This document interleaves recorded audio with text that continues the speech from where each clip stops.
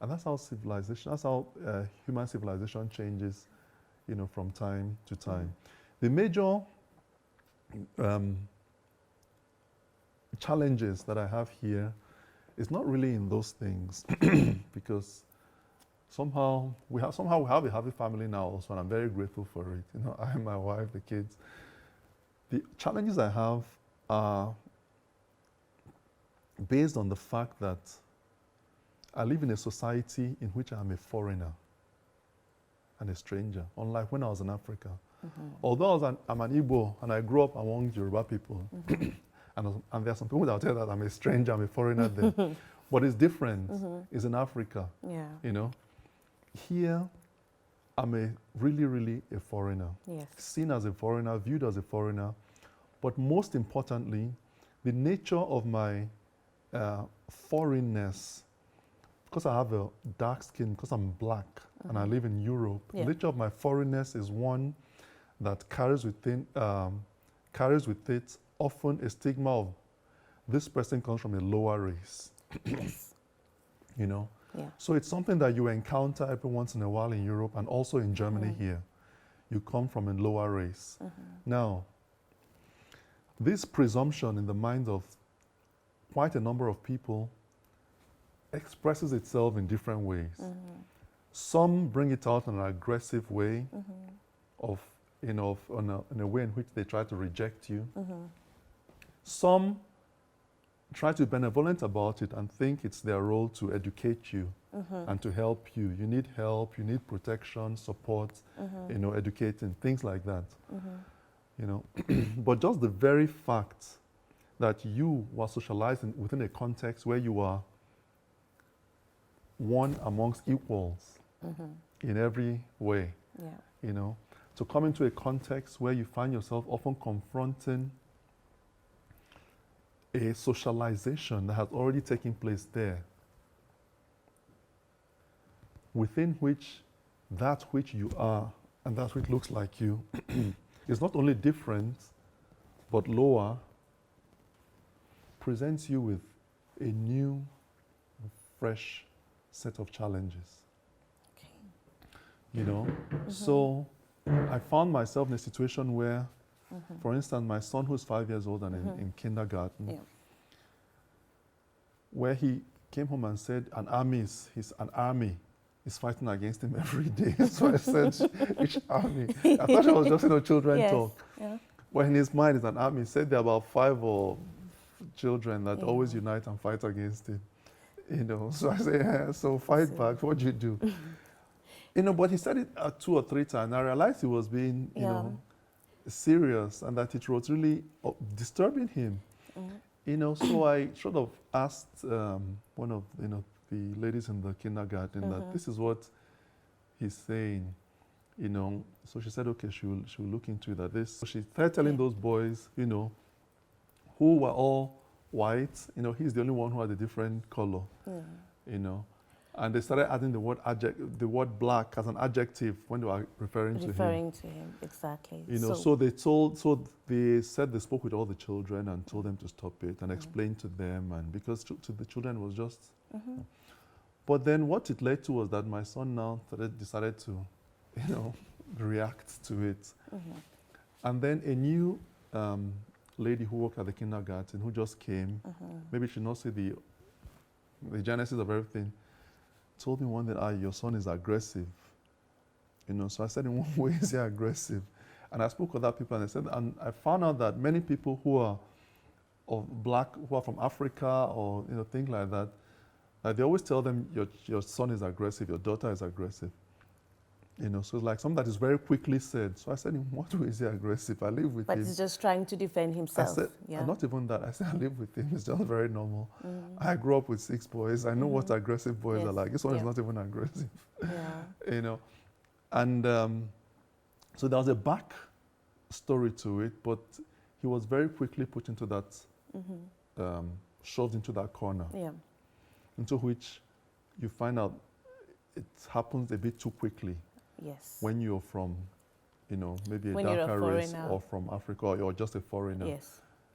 So I found out that I had to talk to them and explain to them and defend my son also, because I'm in his head. I see him every day. Yeah. And I know what he has been saying to me before then. Yeah. And so it became a situation for me to manage, a situation which my father in his time would not have had. Because Exactly. in his time when I was growing up, I was just a black Nigerian boy growing up amongst other black Nigerian children. Yeah. So that issue would not have come up. Exactly. You know. Yeah. So there's an issue now of my son who's of a mixed race, and I who am black, and most of his friends and he plays with who are white. So it creates a whole new set of issues in which I have to project myself as his father, because I want him to grow up and be very, very balanced, very normal, you know, without any kind of complex, any inferiority or superiority complex, just a normal, balanced human being, part of the society in which you grew up, but also very strongly connected to the roots from which his father comes and which he also carries within himself. And but it's not impossible, you know, it can be done. Obviously, yeah, but having children here opened my eyes to the society in a completely new way, since I did not grow up in the society. So I don't know what it is like to be to grow up over here. The kindergarten here, the primary school, all those things. So I'm seeing it through the eyes of my children. And you're learning. Living it through their lives. And I'm learning. I'm also learning to be more balanced. It also helped me to understand the society a bit more, because I see how they are socialized and how they are brought up, you know. So it helped me to have more sympathy with the society, more understanding. And to know why they do certain things a certain because I'm way. seeing the souls of their children, you know. And I'm seeing not even soul of it, the soul of their childhood. Let me put it that way. I'm seeing to the soul of their childhood, you know, which my own children are going through, you know, at the moment. And it's, presents a new, different set of challenges for me, in which I have to, on the one hand, fulfill the father role, you know, which my father fulfilled upon me very excellently. You know, now in retrospect, looking back, I see it. I have to fulfill that father role and pass that thing on. At the same time, I have to be, for them, a father in this context, who, in their mind also, is not completely disconnected from the reality that they're living. You know, I have to understand the reality that they're living. Obviously. Each time they come home from school with questions, you know, pertaining to the society in which we live, I have to be able to answer those questions, or find a way to to the answers. You know, so I have to be able, so I have to be a father for them in the time in which they live, in the place in which they live, who is connected to where I'm coming from, which they also must take along with them into the future, but who also prepares them for a future in the society in which they live, or wherever they want to live. So that above all then, that transfer of universal values, which my father's father gave to him, because my father spoke a lot also about his father. The same way I speak about my father now. It's so ironic. So the same way he spoke about his father. The bottom line is what you're saying is that in as much as we have our own values as ourselves, openness is very important in the society you're living. You're supposed to understand the society in which you're raising your children and create basically a balance. A balance, and just be open to learn new things. As you said, society changes. There are no rules that are written on concrete, and somebody should just look out on what's best for their children. Great. So now, when you're not playing the father role or you're not working, what do you like to do during your free time? All right. Well, during my free time, I'm a musician and a poet. Wow. Okay, tell us more. And I'm also a fighter, a martial artist. A boxer, kickboxer. And taekwondo player. My first love artistically was, I don't even know if it was literature or music. Let me try and think. I really can't say. But I think the one that matured first was literature. I started writing poems just before I turned 14. Wow. And, things like that. I write a lot. And I write in 3 different languages. I write in Igbo. I write in English and I write in German. I write a lot. I've published lots of poetry books and also some stories. Also a children's book, some Mayanazo stories. This year, I'm working on a project which I call 2009 the year of German poetry. 2019 das Jahr der deutschen Dichtung. Because at a point in time, I started speaking German, like I told you, and I became interested in German literature. Yes. And at a point in time, I also became interested in writing in it. And so I always wrote sporadically once in a while. Yeah. And then last December, I told myself, you know what? I'm going to do something really, really crazy. Next year, that is 2019, every day I'm going to write a new poem in German, a completely new poem. And you've done it. Right, publish That's it on my amazing. blog. And I've been doing it since, you know, my poem of today, when we finish the interview, I'm still going to write it. It's been cooking in my head, you know. I'm going to write it. And I'm going to continue until the 31st of December. Yes. I also do literature. I also organize literature events. On the 16th of November, the second edition of the PORM is going to take place. That's Poesie Oratorium Rhein-Main, also called the Poets and Orators of Rhein-Main, to which you are also invited to come and read, along with a couple of other people. You know, so it's going to take place on the 16th of November here in Frankfurt, in Saalbau Gallus, starting at 6 p.m. So we're going to have a stage. People are going to come on stage and either perform their poetry or read it or read from their books, you know. They're also allowed to read in foreign languages as long as they come with a translator who will translate into German or at least into English, but preferably into German.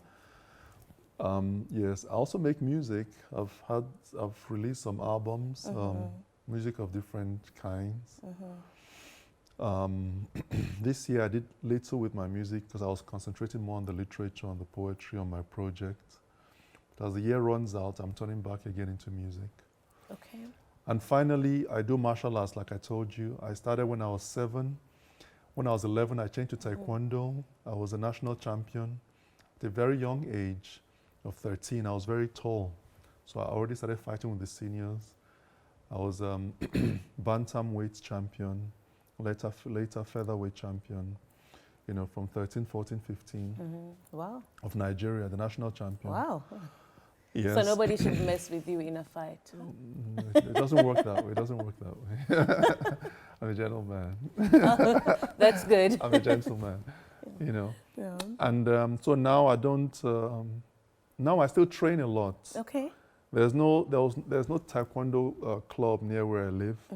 So some years ago I switched to boxing and kickboxing, which last year I had a fight in boxing, which I won, and.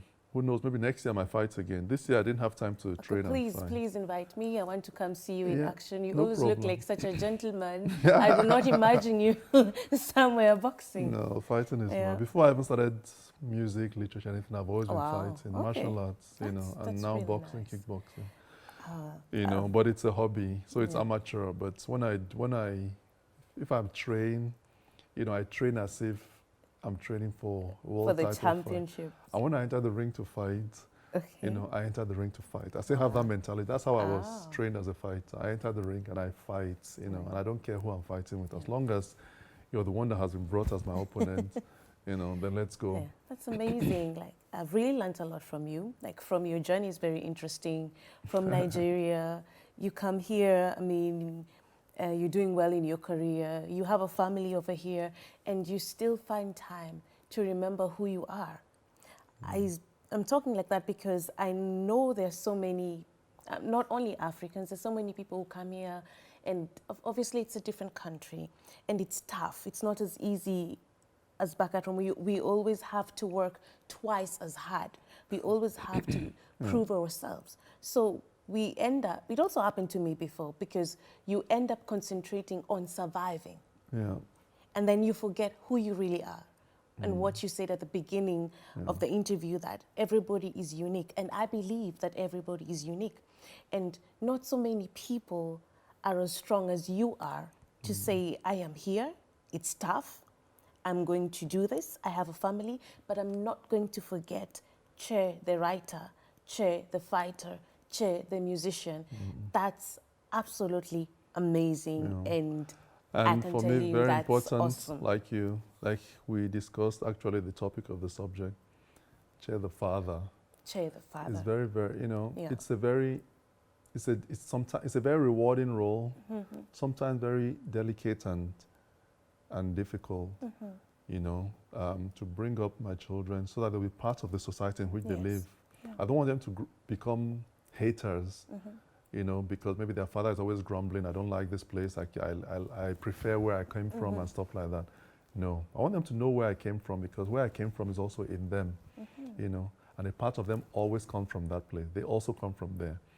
But they also come from where they are born and where they are growing up, where their mother also comes from. So I want them to also love this place and have that deep loyalty to it, but in a clarified form, and a form that is free of any kind of sense of victimization, of inferiority complex, or whatever. You know, I want them to be at peace, completely at peace with the environment here, amazing. and also at peace with where with their African roots, you know, as well. Yeah. So, So as we wind up the interview, do you have any last words to any person watching this interview who's also in a dilemma? I'm sure they're not going to say dilemma as per what? They're locked in between two different cultures, and they're here, and especially as one of my main aims of doing this project is to remind people who they are, never to forget who they are, no matter what, no matter how tough life is. Okay, see, let me tell you something, Philly. The most important thing in life is to be honest to yourself. Yes. Now, when you're being honest to yourself, it is not what somebody else told you that you are, that you are. Yes. It is what your inner voice tells you that you are, that you are. If you're living in a foreign country and your inner voice is telling you that you are Africa and that you should be in Africa, then that's what you should be working at, how to go back there. There's nothing you will do here that will make you happy. Make you happy. Just forget it. It is not possible. Yeah. Even if you get a good job and make money, you will not be happy. Yes. But if your inner voice is telling you that this is your place, that you belong here for whatever reason, then you have to struggle to find your footing here. You have to do that. And the gateway to it is often, first of all, you know, like a seafarer who follows the northern star, you know, or a guiding star. You have to look for the universal values of humanity, first of all. That's very important. Look for them, and you will find them, you know, hard work, discipline, honesty, you know, belief in yourself, you know, those values, look for them and connect with them, and then look for a way to interpret them within the context in which you are. And I'll show you of one thing, you will always find like-minded people.